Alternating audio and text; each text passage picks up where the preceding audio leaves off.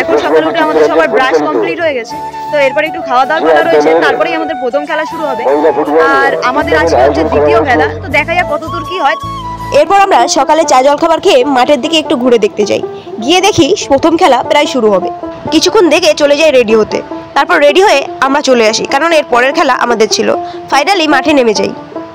Match শুরুর আগে যে সমস্ত ওয়ার্ম আপ করতে হয় সেই সবই আমরা একটু করে নিচ্ছিলাম।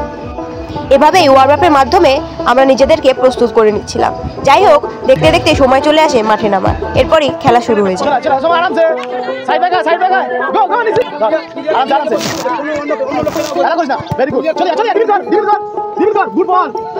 এরপর খেলার হাফ টাইম হয়, আর সেকেন্ড হাফে শুরু হতে হতেই আমরা একটা গোল দিয়ে জয়লাভ করি।